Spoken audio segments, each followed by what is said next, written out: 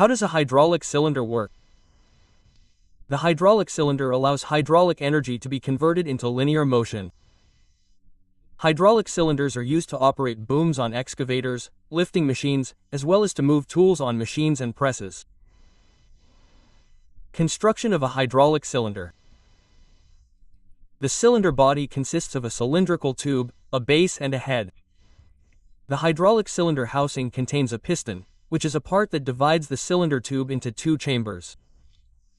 The piston is equipped with packings to allow fluid to flow from one chamber to the other. The piston has a rod attached to it through which the force of the piston is transmitted to the mechanism that moves the hydraulic cylinder. The head has a hole through which the rod moves. The head also has a rod packing in order to prevent fluid from leaking from the cylinder onto the rod and a spacer that removes dust and dirt from the rod.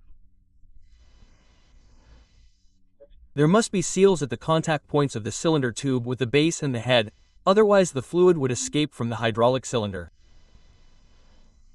Pressurized fluid flows into the cavity of the hydraulic cylinder and pushes the piston to which the piston rod is attached.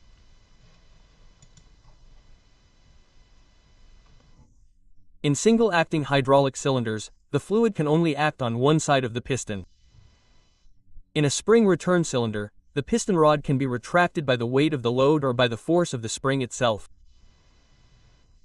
An example of a single-acting hydraulic cylinder would be a hydraulic jack.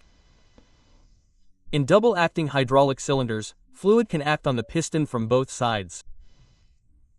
If fluid is supplied to the first chamber, the piston will extend and fluid must exit the second chamber. To retract the piston rod, fluid must be supplied to the second chamber and fluid from the second chamber must be sent to the cylinder. In order to move the piston rod of the hydraulic cylinder, the flow of fluid must be controlled. For this purpose, a special device is available, the hydraulic directional control valve. The force developed by a hydraulic cylinder is calculated as the result of the fluid pressure multiplied by the area over which the fluid acts. The speed of extension of the piston rod will be determined by the fluid flow in the hydraulic cylinder and the volume of the chamber. A hydraulic cylinder with a double rod has two identical cavities.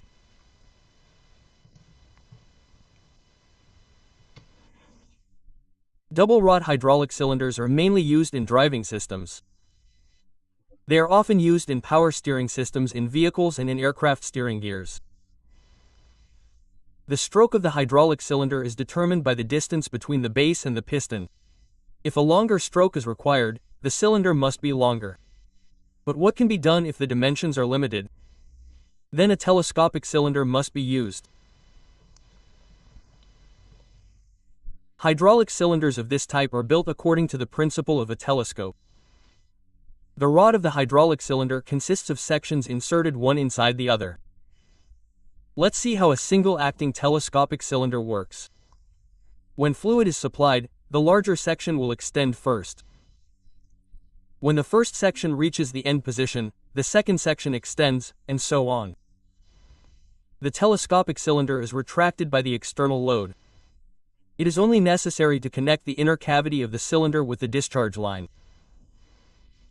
In a double-rod telescopic hydraulic cylinder, it is necessary to supply fluid to the opposite cavity.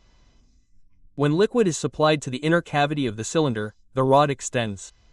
To retract the telescopic rod, liquid must be supplied to the opposite cavity.